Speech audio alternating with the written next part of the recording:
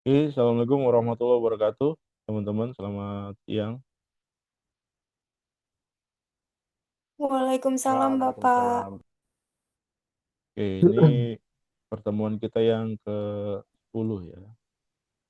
Bukan. Oh, telat 11 menit, Pak. Astagfirullah. Bocor suaranya Abdullah.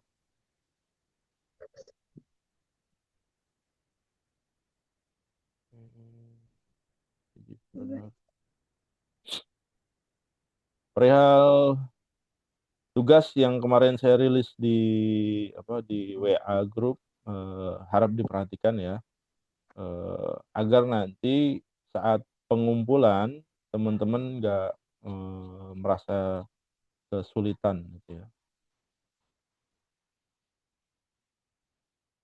Kalau ada yang mau ditanyakan bisa silakan, teman-teman, kalau ada yang mau bertanya perihal tugasnya. Karena nanti tugasnya itu jadi salah satu bahan buat eh, UAS ya teman-teman ya.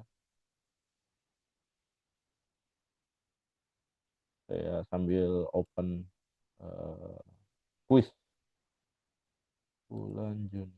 Silakan, ada yang mau ditanyakan perihal tugas.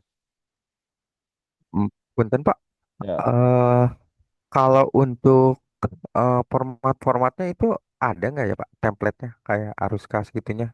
Mungkin saya ke skip ya Pak. template Ya arus kas gitunya atau bikin sendiri atau dari eh, aplikasi boleh nggak Pak? Pak, dari aplikasi boleh. Oh, baik, Pak. Nah, formatnya nggak ada format dari saya ya. Silakan bebas. Anda mau pakai eh, output dari aplikasi bisa juga, nggak ada masalah. Oh begitu Pak. Bisa dari bikin sendiri juga ya Pak, arus kas segala macam. Mm-mm. Baik Pak, terima kasih Pak. Ya, oke. Silakan yang lain yang mau ditanyakan. Quiz 10 saya buka ya. Quiz 10 udah bisa diakses, teman-teman. Quiz 9 hari ini terakhir. Yang belum quiz ke-9 harap diperhatikan, jangan sampai kelewatan ya. Nah, buat kuis yang sebelum UTS sudah saya tutup, periode remedialnya juga saya tutup. Jadi Anda yang belum mengerjakan kuis 1 sampai kuis 8, ya kuis 7 kalau nggak salah ya. Maka sudah nggak bisa apa dikerjakan lagi. kalau Pak mau nanya Pak, Ya, itu silakan. laporan keuangan itu Mm. itu terhadap usaha yang dibikin kemarin. Iya betul. Mm. Jadi Oh, kamu modalnya oke berapa oke. gitu ya. Kemudian eh, transaksinya berapa besar, harus harus uangnya keluar masuk berapa besar, nanti kelihatan labanya berapa gitu.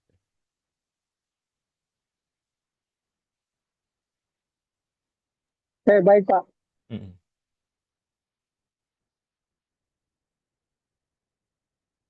Oke, silakan yang lain yang mau ditanyakan. Karena tugas ini berkaitan dengan ujian akhir ya, teman-teman ya. Jadi harap diperhatikan.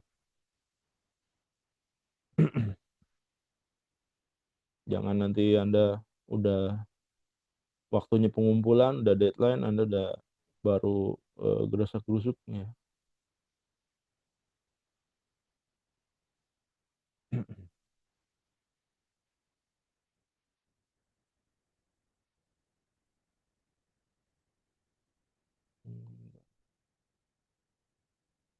Ada lagi sebelum saya mulai materi.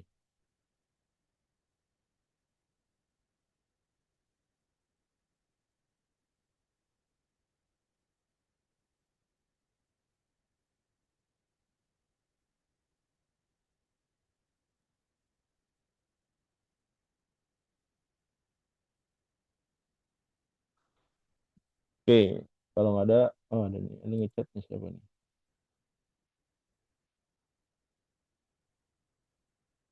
Aulia, tugasnya pakai produk yang kemarin ya Pak. Oke. Tugasnya pakai produk yang kemarin. Iya.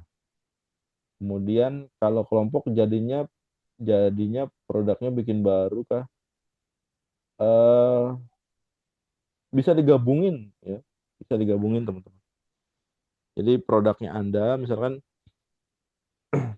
bisa juga pilih salah satu aja kalau mau itu. Misalkan Anda berdua gitu ya. Bisa digabungin Anda punya produk apa, teman Anda punya produk apa, digabungin gitu ya. Nanti dibikin apa laporannya bersama gitu ya. Atau nanti dipilih salah satu produk yang lead yang unggul, yang yang penjualannya bagus gitu ya.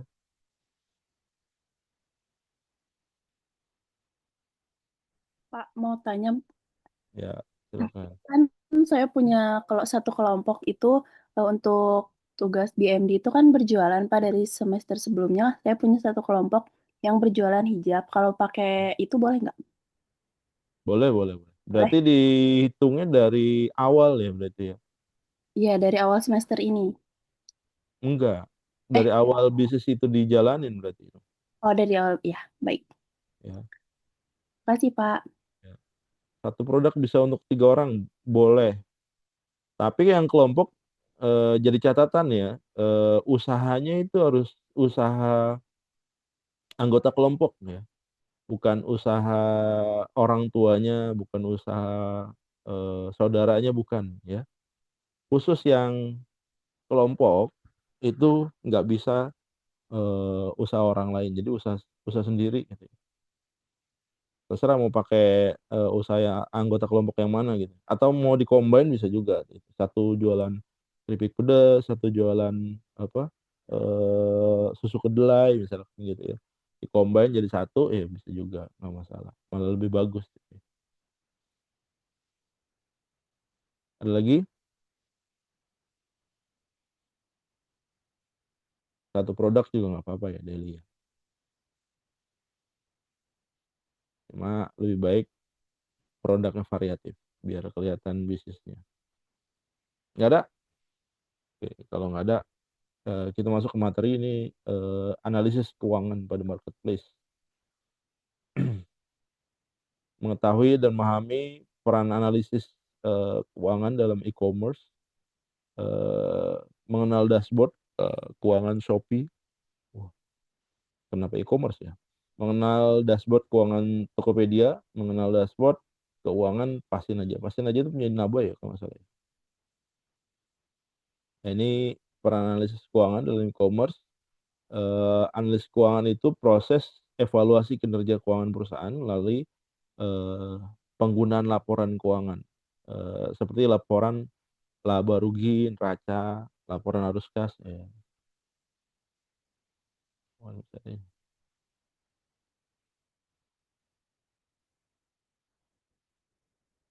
Deli, untuk affiliate jangan ya, karena bukan bukan jualan Anda itu affiliate. Saya sambil eh, enak ada contohnya ya. Saya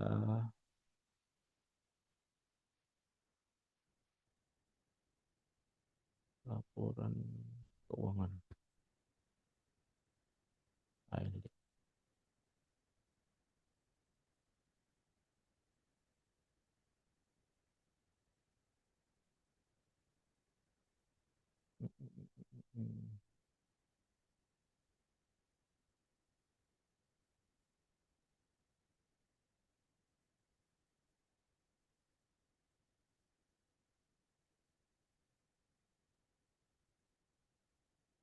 Ya, ini ya. eh, Laporan keuangan yang udah dibuat di Word atau PDF ya. PDF aja deh.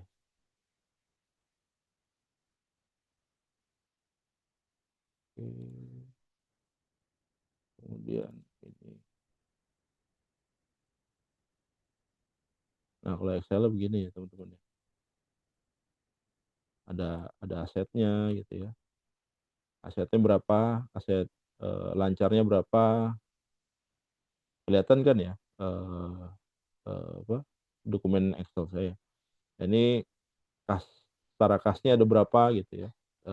Uang yang ada di apa di tabungan perusahaannya itu ada berapa. Kalau Anda usahanya UMKM berarti uang yang sudah masuk gitu ya.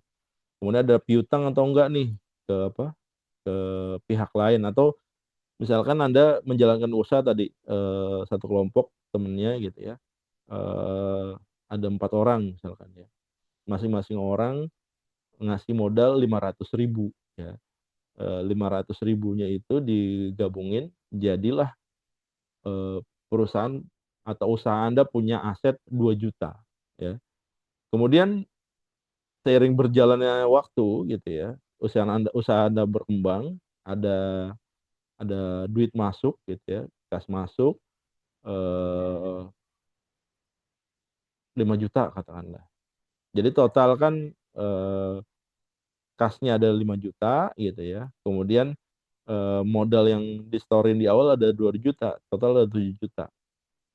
Nah, kemudian masing-masing dari Anda yang punya usaha itu 4 orang tadi narik lagi modalnya. Nah, narik lagi modalnya itu jadi piutang pihak berelasi gitu ya. Biasa kalau dia sudah eh, ada bentuknya, ada PT-nya gitu ya, itu disertakan tuh modalnya berapa gitu. Modalnya 1,5 miliar atau modalnya tadi 2 juta gitu ya. Nah, itu udah harus ada di rekening 2 juta. Kalau dia narik, nah ini jadi piutang pihak berelasi. Kemudian nih total aset lancarnya, ya aset lancarnya ini hasil jumlah ini ya, kas dan setara kas. Ini aset tidak lancarnya, dia punya punya aset apa gitu ya. Kemudian ada liabilitiesnya nih, kalau kalau apa kalau laporan lengkapnya ada utang usaha apa enggak, utang berelasi pihak ketiga gitu ya. Beban masih harus dibayar. Kemudian imbalan kerja. Nah, ini equity-nya.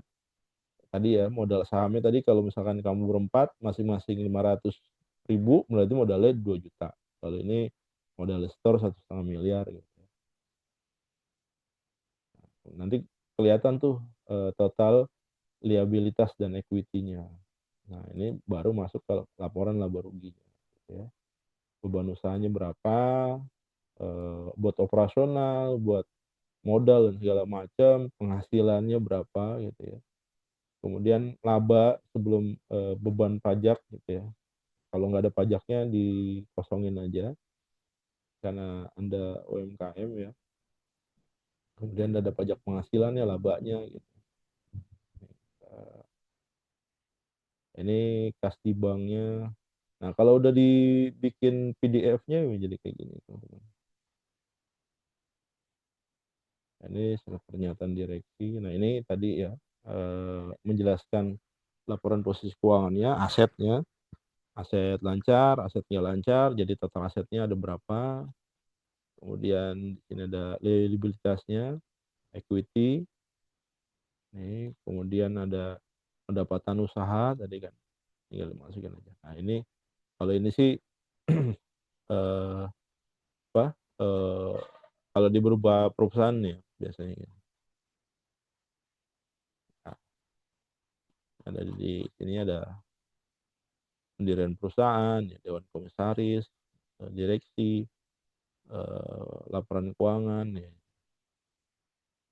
Nah, ini summary-nya ya.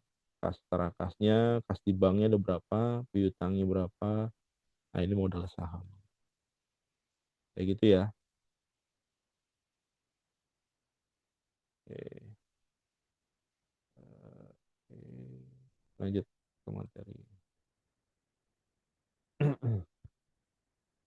Jadi ya proses evaluasi kinerja keuangan perusahaan melalui penggunaan laporan keuangan ya tadi ya. Ada laporan laba rugi, ada laporan neraca, arus kas, ya, uang masuk, uang keluar dan segala macam.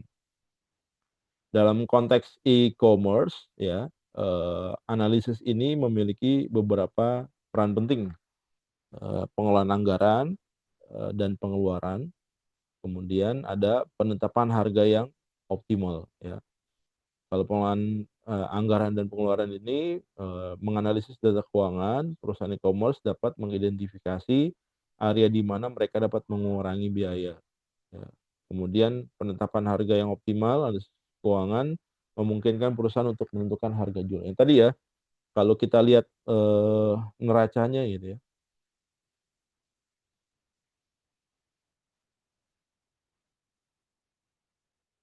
Nah, ini pendapatan usahanya nih. Bebannya sebanding nggak dengan labanya gitu ya.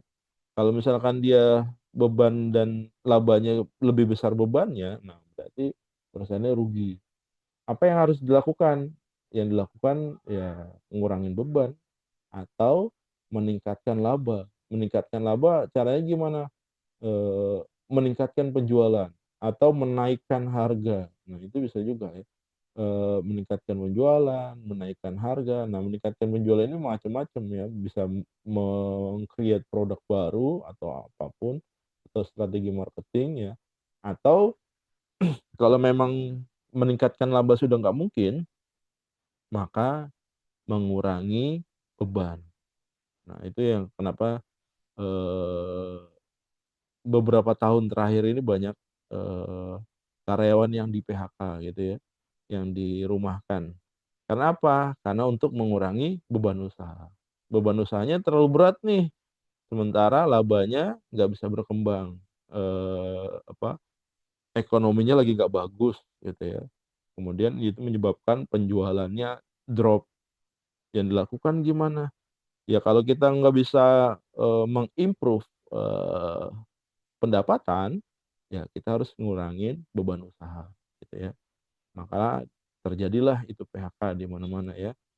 PHK di eh, perusahaan TV, PHK di apa e-commerce dan segala macam. Kemudian evaluasi kinerja campaign perusahaan ya, ini melalui analisis return of investment atau ROI ya. Jadi beban itu salah satunya adalah campaign, biaya iklan, biaya pemasaran. Nah, itu salah satu beban juga ya. Tapi tergantung bisnis juga gitu ya. Ada bisnis yang memang beban terbesarnya adalah cost karyawan nih. Ada juga yang bisnis beban terbesarnya adalah biaya pemasaran. Ada juga bisnis beban terbesarnya adalah pembelian material, pembelian bahan baku. Nah, itu jadi eh, yang terbesar itu akan jadi prioritas utama untuk dikurangkan ya, untuk di efisiensi gitu. Nah, ini perusahaan bisa ngelihat nih aktivitas setiap kampanye atau setiap pemasaran eh, terhadap apa? Terhadap keputusan pembeli membeli produk di perusahaan tersebut gitu ya. Kalau misalkan wah kampanye jelek nih, wah ini masang iklan di sini nggak bagus gitu ya, masang iklan di apa media cetak ternyata nggak efektif, atau masang iklan di TV terestrial ternyata over cost, atau masang iklan di digital ternyata marketnya belum sepenuhnya ke sana, jarang yang nonton. Nah, itu bisa jadi pertimbangan ya teman-teman ya. Kemudian yang kelima, perencanaan dan proyeksi keuangan. Analisis keuangan membantu perusahaan atau e-commerce dapat dalam merencanakan masa depan yang lebih baik ya. Proyeksi keuangan yang akurat memungkinkan perusahaan untuk mengantisipasi tantangan dan peluang. Nah, jadi ya kelihatan kan tadi ya posisi labanya berapa, posisi bebannya berapa. Nah, itu bisa diproyeksikan tuh nanti eh, misalkan di tahun ini pendapatan perusahaan hanya naik 2% gitu. Pertumbuhan ekonominya ternyata sebanding gitu ya, cuma 2%. Kemudian proyeksi eh, tahun berikutnya pertumbuhan ekonominya minus. Maka perusahaan harus ngelakuin apa ya? Berarti dia harus ngelakuin apa nih? Harus mengefisiensi biayanya. Minusnya berapa persen nih ke depan nih pertumbuhan ekonominya, minusnya diperkirakan mencapai 4% gitu. Nah, berarti dia harus mengurangi cost sebesar 4%. Kalau dia nggak ngurangin gimana? Ya udah, siap-siap aja usahanya tutup gitu ya, teman-teman ya. Makanya kalau Anda usaha jangan dicampur duit hasil jualan Anda dengan eh, uang yang Anda pakai untuk kebutuhan sehari-hari. Nah, kalau Anda campur, nggak ketahuan tuh untungnya berapa, eh, ruginya berapa. Boleh jadi Anda usahanya rugi terus ya. Tapi karena emang itu kepake buat nutupin kebutuhan hidup Anda, nggak kerasa.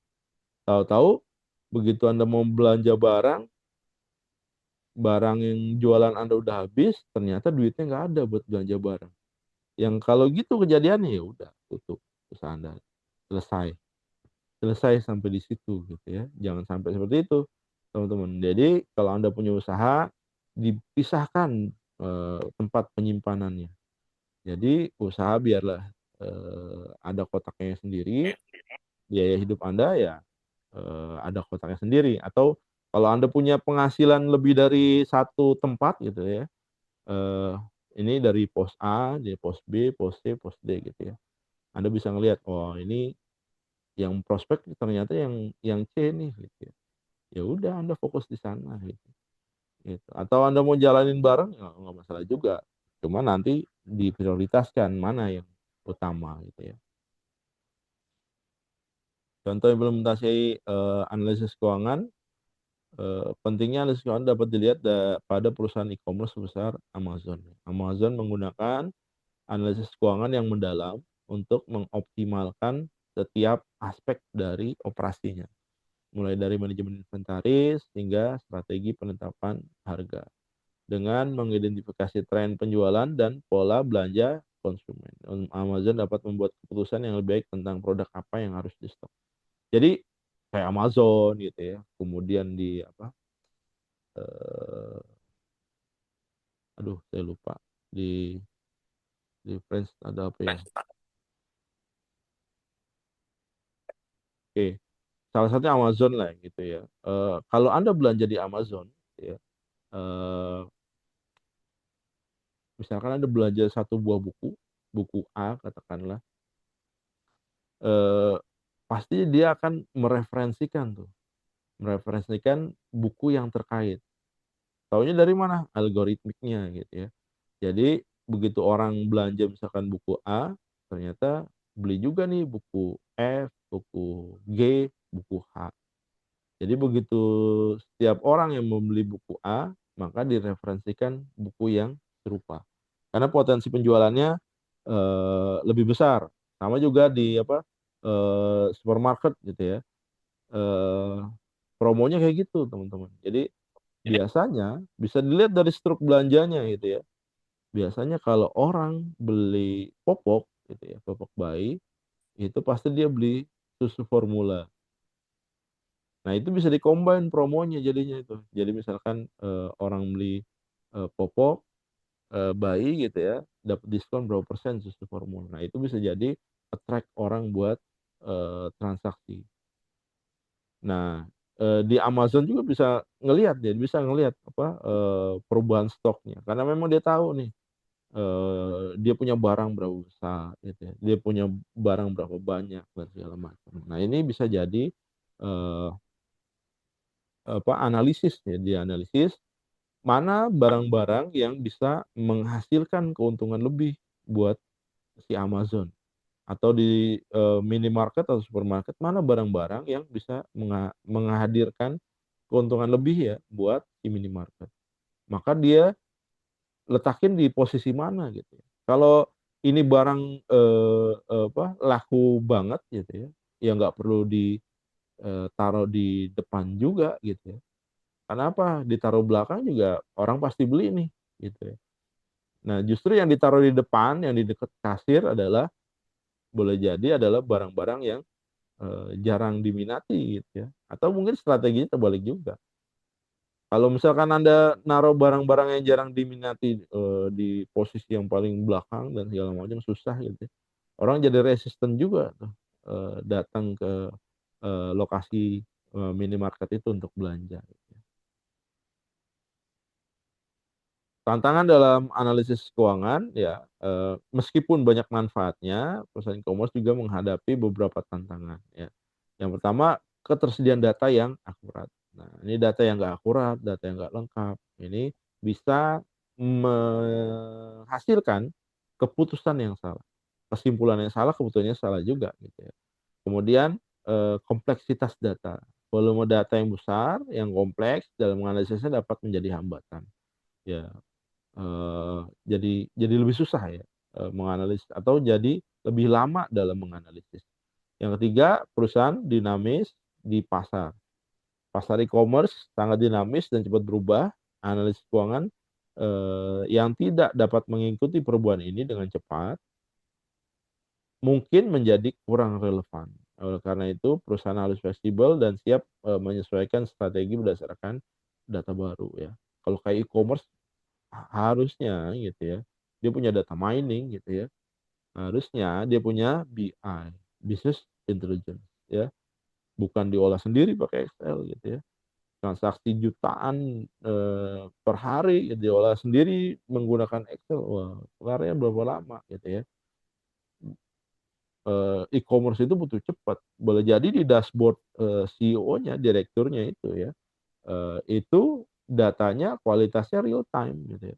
Anda transaksi itu langsung keluar tuh di dashboardnya CEO.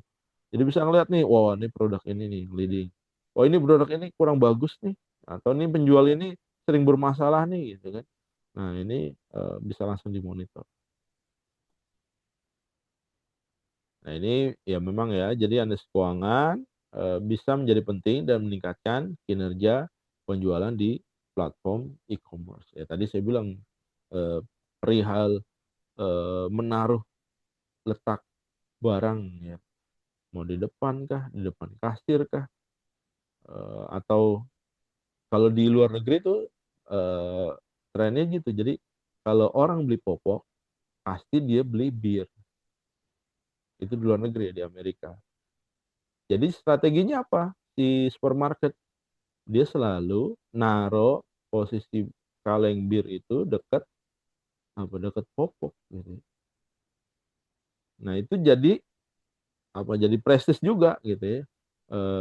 Rak itu bisa disewakan tuh ke siapa, ke produsen bir gitu ya. Kalau misalkan dia mau taruh barangnya di rak itu, maka dia harus bayar sewa sebulan berapa gitu. Nah itu jadi pendapatan juga buat supermarket atau minimarket. Nah itu pentingnya kita ya mengetahui pola itu gitu. Dan itu juga ada juga di e-commerce ya, harusnya di Tokopedia, di Shopee dan yang lainnya itu sudah seperti itu. Jadi dia udah ngelihat nih, wah nih kalau orang beli produk A, nih beli produk ini. Ya kayak Anda lah belanja di Tokopedia gitu ya. Eh, Nyari misalkan eh, kopi gayo gitu ya. Nanti begitu Anda searching di bawahnya itu ada turunannya kopi gayo tuh ya. Turunannya kopi, entah itu coffee make coffee maker gitu ya. Entah itu saringan kopi, entah itu apa? Cangkir, entah itu wah pokoknya banyak lah. Nah, itu turunannya gitu ya. Produk yang berkaitan. Sama kayak tadi ya, popok dengan bir. Tapi kalau di Indonesia Anda taruh kaleng bir dekat popok ya nggak laku gitu ya. Karena polanya beda gitu ya. Nggak bisa sama, nggak bisa dibikin sama. Bahkan di setiap daerah beda-beda juga gitu ya. Di Jakarta dengan di Surabaya mungkin nggak sama. Jakarta dengan Bandung mungkin nggak sama juga gitu ya. Atau Jakarta dengan Bogor nggak sama juga. Jadi tergantung daerahnya ya, tergantung. Atau dari satu minimarket beda kelurahan aja udah beda polanya. Nah ini makin makin spesifik gitu ya, makanya makin nggak mungkin diolah dengan manual gitu ya, harus dengan sistem gitu ya. Nah, ini dashboard keuangan Shopee ya, eh, bisa kelihatan di sini informasi penghasilan gitu ya dan segala macam. Ini Tokopedia, ini penjualannya berapa gitu ya. Nah, ini bisa kelihatan nih penjualan dia hari apa, tanggal berapa, bulan berapa gitu ya. Produknya apa, mungkin bisa di apa di sortir lagi nanti. Jadi dia bisa analisis, wah nih produk saya yang laku yang ini nih. Nah, biasanya kalau orang beli produk ini ternyata relasinya ke yang ini nih. Wah, ini bisa dibundling gitu ya, jadi satu paket. Ini menarik orang untuk belanja. Ini juga strategi marketing ya, teman-teman ya. Eh, supaya barang Anda laku. Nah, ini pastiin aja standar ya, pastiin aja nih ya template ya. Ini tertunda, dikonfirmasi, diproses dan segala macam. Udah habis materinya. Silakan yang mau ditanyakan perihal laporan keuangan. Ada yang chat. Dari Fuza Indria. Untuk tugas yang berkelompok itu kalau misalkan kita buat baru usahanya kan diperbolehkan, boleh. Nah, usaha barunya itu penggabungan usaha dari anggota kelompok dengan produk yang berbeda. Apakah bisa, Pak? Bisa. Baru masuk ya, Fuza ya. Bisa. Jadi digabungin, Anda punya produk apa, teman Anda punya produk, digabungin. Lalu perhitungannya mulai kapan, Pak? Mulai dari eh, orang yang duluan ya, misalkan usaha nih ya, start usahanya bulan Januari, temennya si Anto gitu ya start usahanya bulan Maret gitu ya. Nah, ini laporan keuangan mulai dari kapan nih? Nah, mulai dari Januari aja gitu ya. Nanti begitu masuk Maret baru digabungkan dengan si Anto gitu ya, pembukuannya. Jadi di Januari Februari ini usahanya Fuza, di bulan Maret udah gabungan tuh Fuza dengan Anto gitu. Ada pertanyaan lain? Silakan.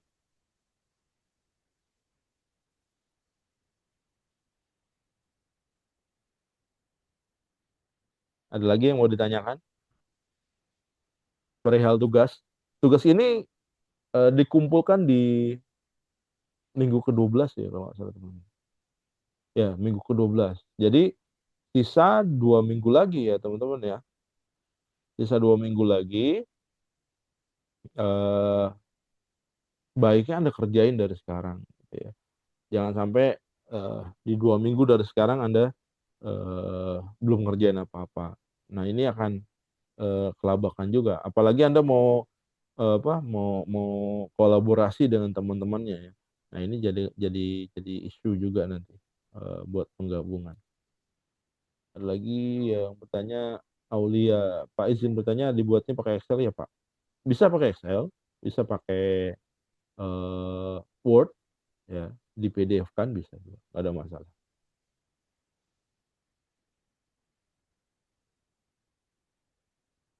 Nah, ini contoh yang dari saya ya.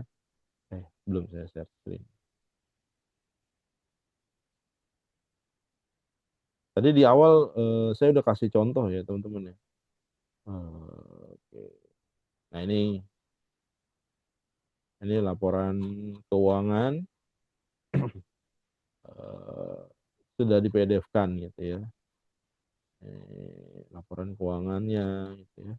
Judulnya, daftar isi, kemudian ada aset, total aset, kemudian ada liabilitas, ya, equity, kemudian ada pendapatan, ya, dan beban. Gitu ya. Nah, ini udah summary-nya di bawah. Ya. Akun kas, setara kas, utang pihak relasi, kemudian ada apa modal saham, ya, beban, gitu ya. Ya, seperti itu ya teman-teman ya, simple. Silakan, yo mau ditanyakan, ada lagi?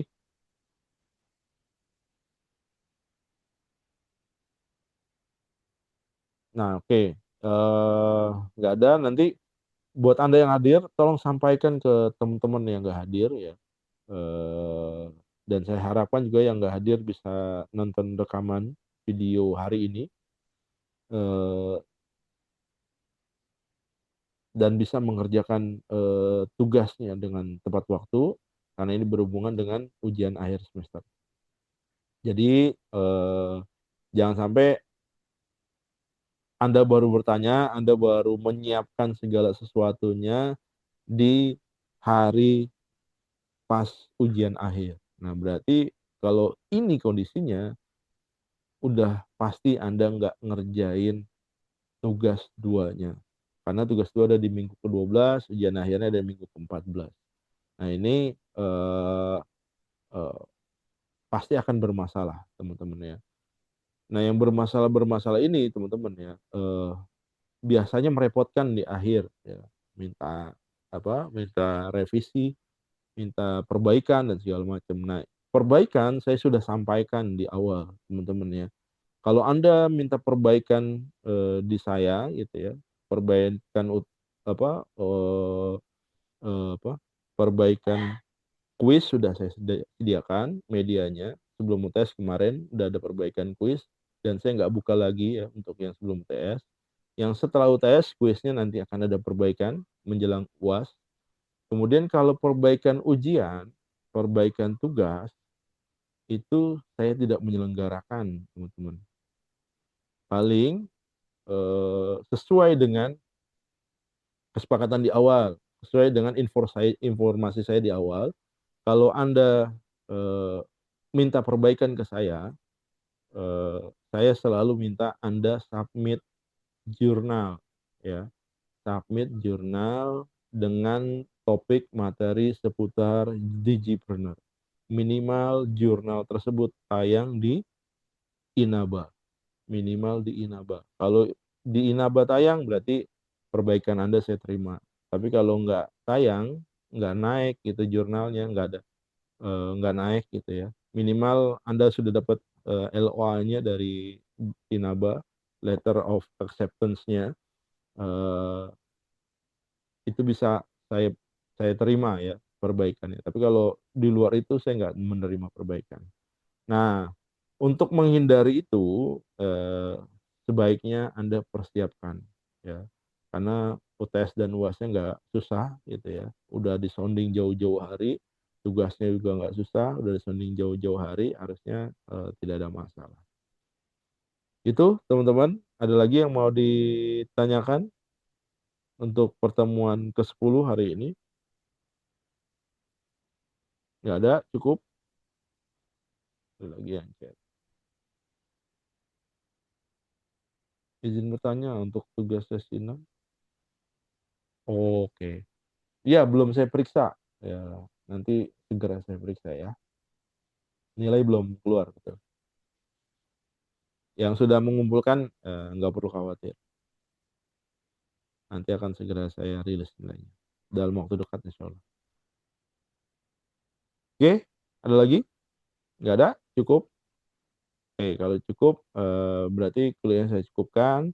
Terima kasih atas perhatian dan kerjasamanya. Buat yang belum join grup, di WhatsApp grup, silahkan join. Karena infonya nanti akan ada di sana semuanya perihal perkuliahan ini.